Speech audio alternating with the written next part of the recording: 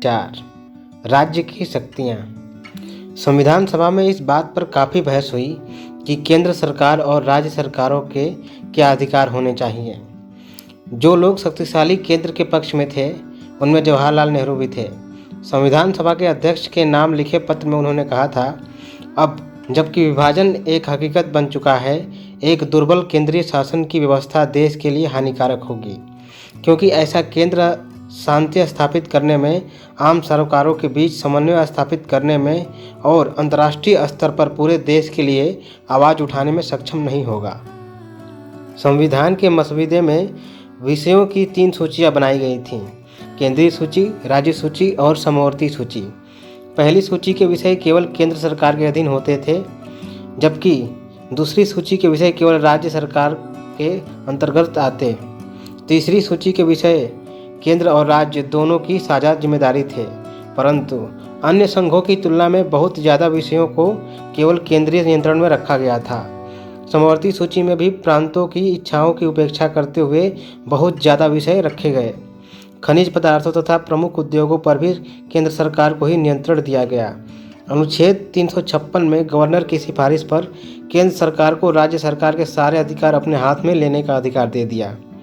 संविधान में राजकोषीय संघवाद की भी एक जटिल व्यवस्था बनाई गई। कुछ करों जैसे सीमा शुल्क और कंपनी कर से होने वाली सारी आय केंद्र सरकार के पास रखी गई।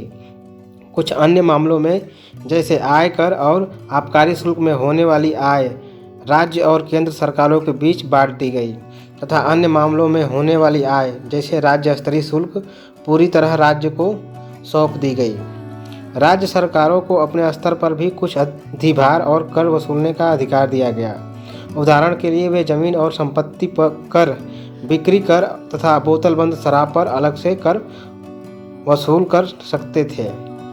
आपको पता होगा कि शराब से सबसे ज़्यादा टॉप 3 में हमेशा हर स्टेट का जहाँ जहाँ शराब बिक्री होती है, टॉप 3 में रेवेन्यू हमेशा शराब का रहता है। इतना ज़्यादा शराब से हर राज्य को कमाई होती है। केंद्र बिखर जाएगा।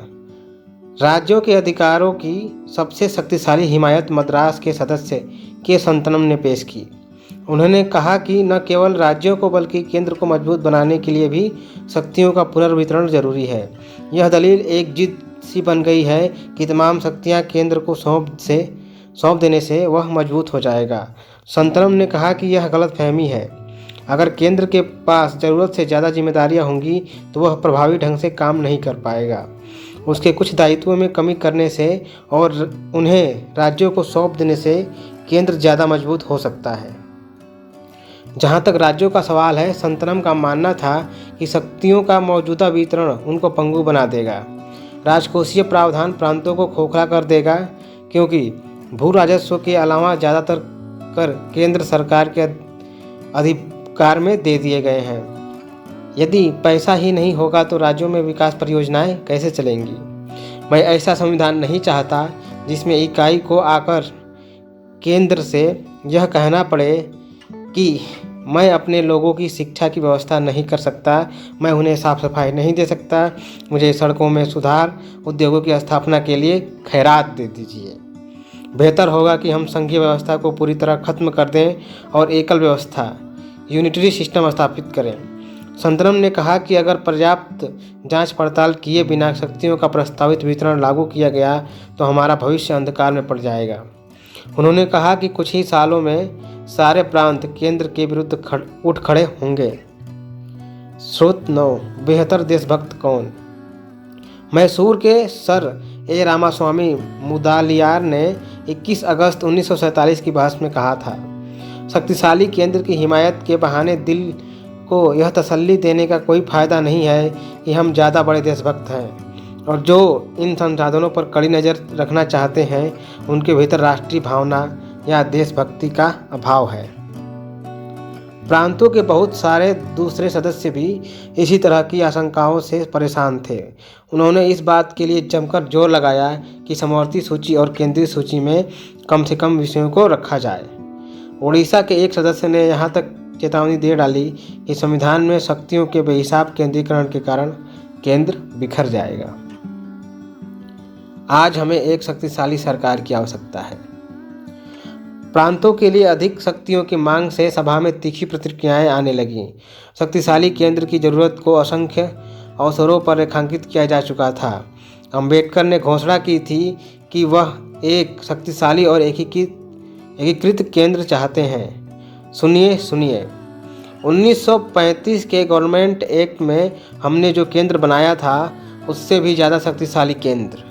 सड़कों पर हो रही जिस हिंसा के कारण देश टुकड़े टुकड़े हो रहा था उसका हवाला देते हुए बहुत सारे सदस्यों ने बार बार यह कहा कि केंद्र की शक्तियों में भारी इजाफा होना चाहिए ताकि वह सांप्रदायिक हिंसा को रोक सके। प्रांतों के लिए अधिक शक्तियों की मांग का जवाब देते हुए गोपाल स्वामी अय्यर ने जोर देकर कहा कि केंद्र ज़्यादा से ज़्यादा मजबूत होना चाहिए। संयुक्त प्रांत के एक सदस्य बालकृष्ण शर्मा ने विस्तार से इस बात पर प्रकाश डाला कि एक शक्तिशाली केंद्र का होना जरूरी है ताकि वह देश के हित में योजना बना सके, उपलब्ध आर्थिक संसाधनों को जुटा सके, एक उचित शासन व्यवस्था स्थापित कर सके और देश को विदेशी आक्रमण से बचा सके। विभाजन से पहले कांग्रेस ने प्रांतों को काफ़ी स्वायत्तता देने पर अपनी सहमति व्यक्त की थी।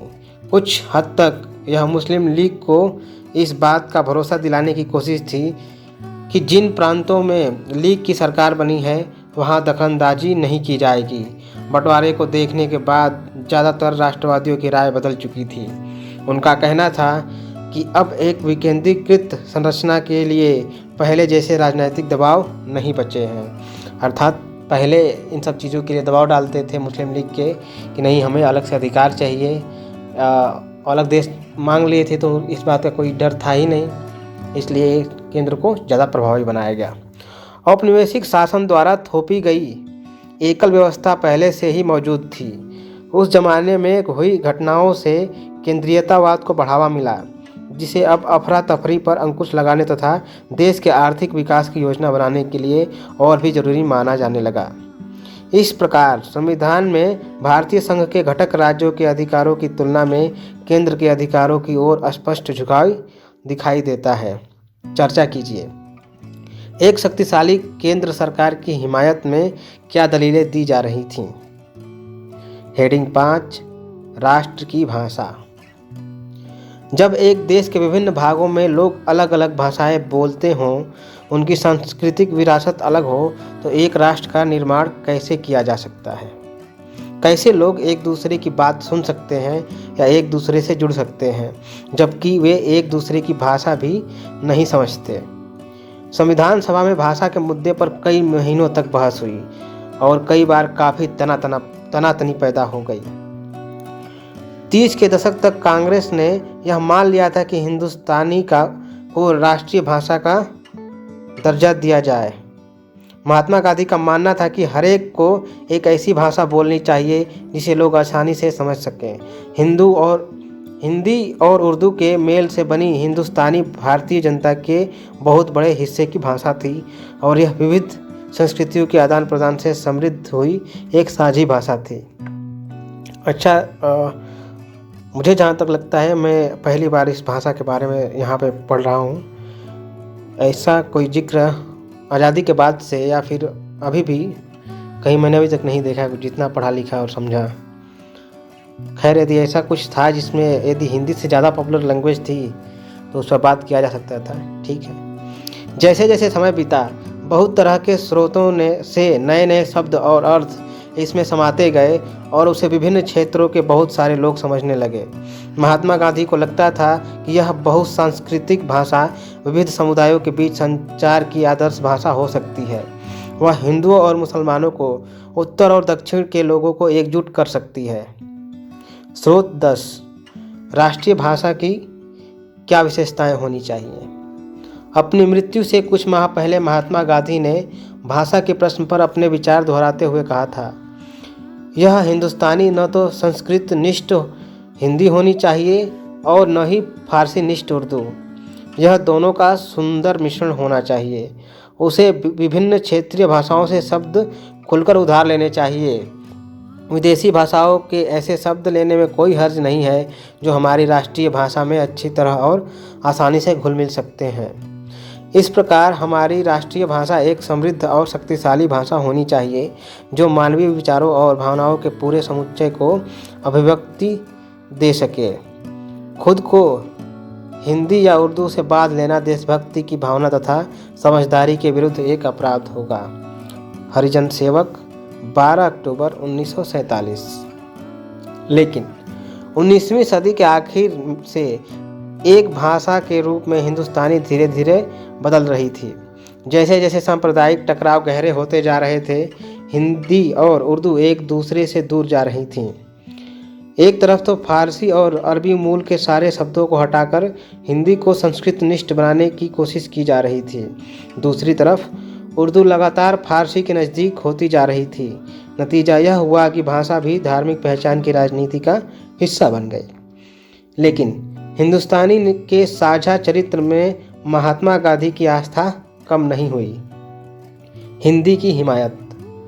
संविधान सभा के एक शुरुआती सत्र में संयुक्त प्रांत के कांग्रेसी सदस्य आर.वी. धुलेकर ने इस बात के लिए पुरजोर शब्दों में आवाज़ उठाई थी कि हिंदी को संविधान निर्माण की भाषा के रूप में इस्तेमाल किया जाए।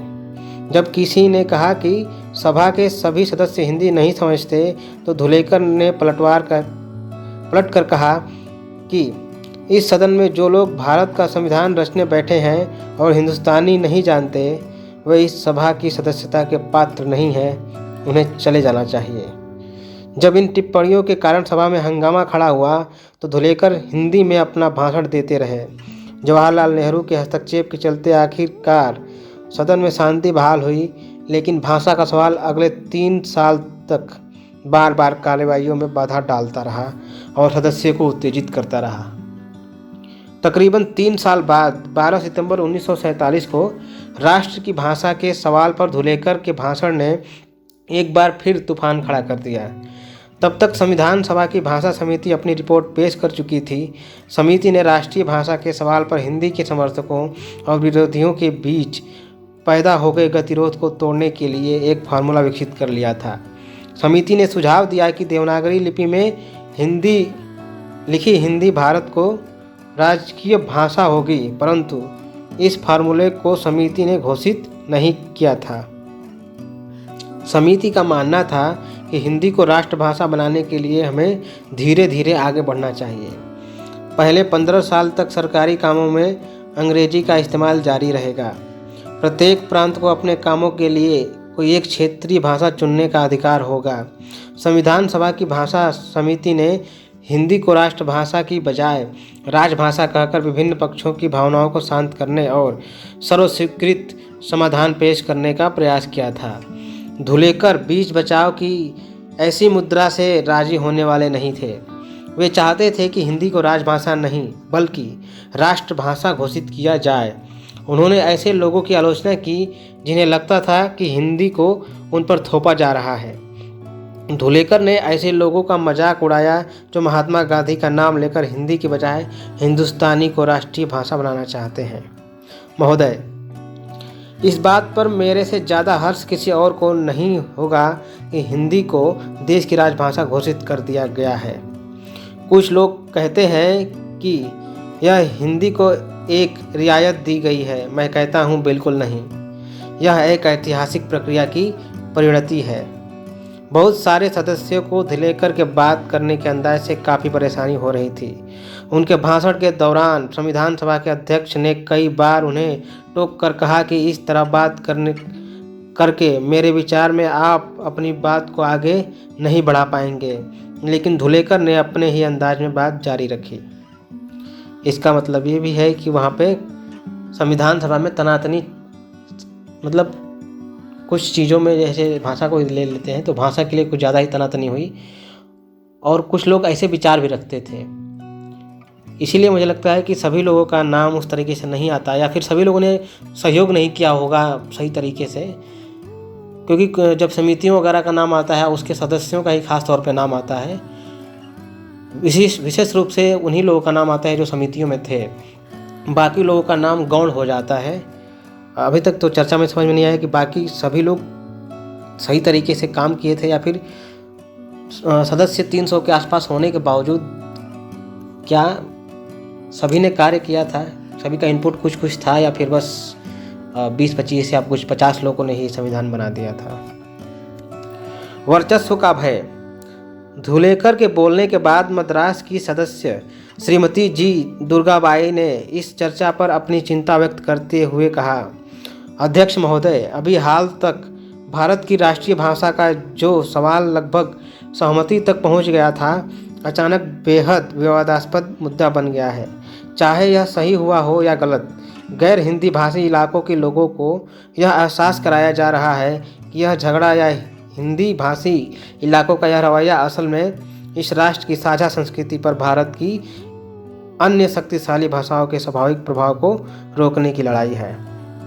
और इसी के बाद से एक युद्ध शुरू हुआ था हमारे हिसाब से, मतलब आंतरिक रूप से लोक लड़ाई शुरू हुई कि नहीं, जो प्रदेशों का बंटवारा होगा वो लैंग्वेज के आधार पे होगा, जो लास्ट में 1954 के बाद से जाके आखिर में आयोग वगैरह बनाया गया और शुरू ही हो गया और सारे प्रदेश फिर से बनाए गए भाषा के आधार पर। श्रीमती दुर्गाबाई ने सदन को बताया कि दक्षिण में हिंदी का विरोध बहुत ज़्यादा है। विरोधियों का यह मानना संभवतः सही है कि हिंदी के लिए हो रहा यह प्रचार प्रांतीय भाषाओं की जड़ें खोदने का प्रयास है। इसके बावजूद बहुत सारे अन्य सदस्यों के साथ साथ उन्होंने भी महात्मा गांधी के आह्वान का पालन किया और दक्षिण में हिंदी का प्रचार जारी रखा है, विरोध का सामना किया है, हिंदी के स्कूल खोले और कक्षाएं चलाईं। अब इस सब का क्या नतीजा निकलता है? दुर्गाबाई ने पूछा। सदी के शुरुआती सालों में हमने जिस उत्साह से हिंदी को अपनाया था, मैं उसके विरुद्ध यह आक्रामकता देखकर सकते में हूँ। दुर्गाबाई हिंदुस्तानी को जनता की भाषा स्वीकार कर चुकी थी, मगर अब उस भाषा को बदला जा रहा था। उर्दू तथा अन्य क्षेत्रीय भाषाओं के शब्दों को उससे निकाला जा रहा था। उनका मानना था कि हिंदुस्तानी के समावेशी और साझा स्वरूप को कमज़ोर करने वाले किसी भी कदम से विभिन्न भाषाई समूहों के बीच बेचैनी और भय पैदा होना निश्चित है। जैसे जैसे चर्चा तीखी होती गई, बहुत सारे सदस्यों ने परस्पर समायोजन व सम्मान की भावना का आह्वान किया। बम्बई के एक सदस्य श्री शंकर राव देव ने कहा कि कांग्रेसी तथा महात्मा गांधी का अनुयायी होने के नाते वे हिंदुस्तानी को राष्ट्र की भाषा के रूप में स्वीकार कर चुके हैं, परंतु उन्होंने चेतावनी देते हुए कहा, अगर आप हिंदी के लिए दिल से समर्थन चाहते हैं तो आपको ऐसा कोई कदम नहीं उठाना चाहिए जिससे मेरे भीतर संदेह पैदा हो और मेरी आशंकाओं को बल मिले। मद्रास के श्री टी.ए. रामलिंगम चेट्टियार ने इस बात पर जोर दिया कि जो कुछ भी किया जाए एहतियात के साथ किया जाए। यदि आक्रामक होकर काम किया गया तो हिंदी का कोई भला नहीं हो पाएगा। चाहे लोगों के भय निराधार हो, उनको शांत किया जाना चाहिए, वरना लोगों में गहरी कड़वाहट रह जाएगी। उन्होंने कहा, जब हम साथ रहना चाहते हैं और एक एकीकृत राष्ट्र की स्थापना करना चाहते हैं तो परस्पर समायोजन होना ही चाहिए और लोगों पर चीज़ें थोपने का सवाल नहीं उठना चाहिए। निष्कर्षतः भारतीय संविधान गहन विवादों और परिचर्चाओं से गुजरते हुए बना। उसके कई प्रावधान लेन देन की प्रक्रियाओं के जरिए बनाए गए थे। उन पर सहमति तब बन पाई जब सदस्यों ने दो विरोधी विचारों के बीच की जमीन तैयार कर ली, परंतु संविधान के एक केंद्रीय अभिलक्षण पर काफ़ी हद तक सहमति थी।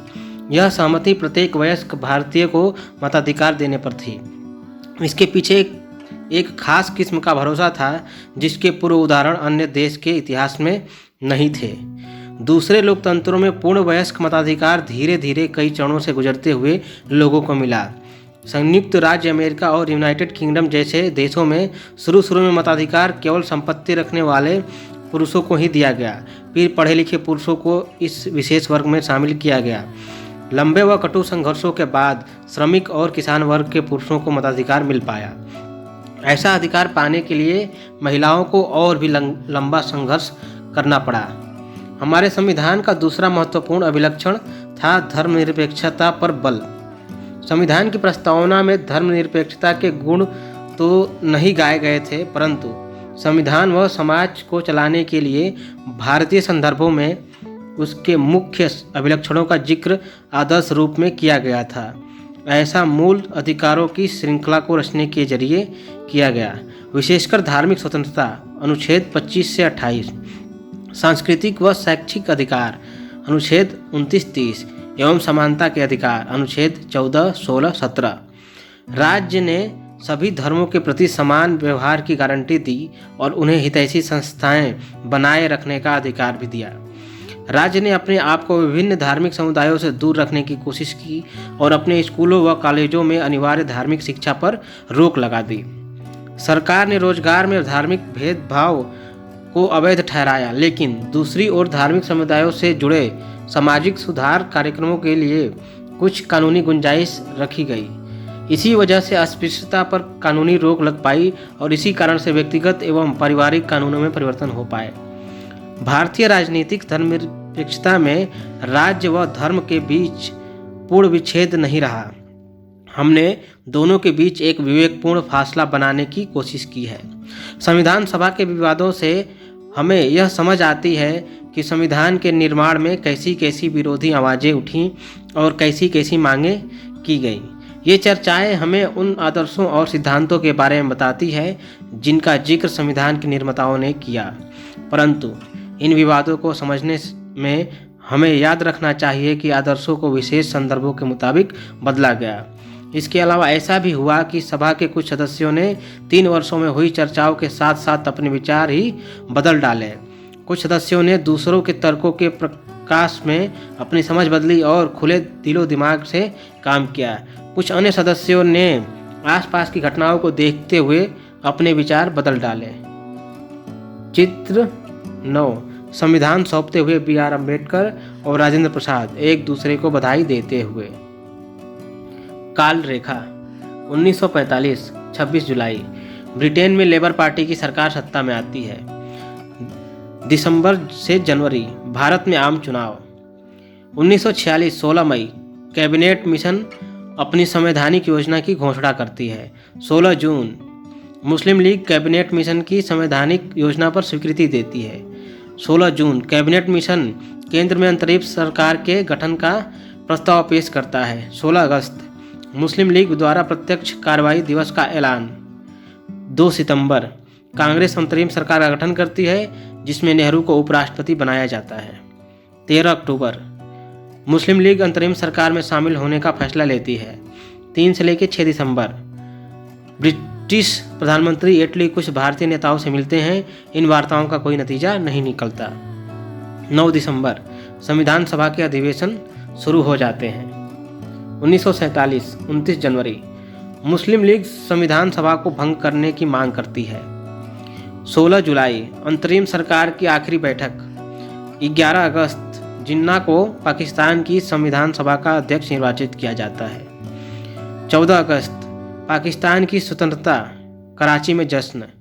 14-15 अगस्त मध्य रात्रि भारत में स्वतंत्रता का जश्न। 1949 दिसंबर संविधान पर हस्ताक्षर। इसके साथ ही ये 15वां चैप्टर अर्थात 15वां अध्याय समाप्त होता है और इसी के साथ ही मॉडर्न हिस्ट्री NCERT की 12वीं की समाप्त होती है, जो भाग 3 के नाम से NCERT में दी गई है। धन्यवाद। मिलेंगे किसी नए सब्जेक्ट के साथ।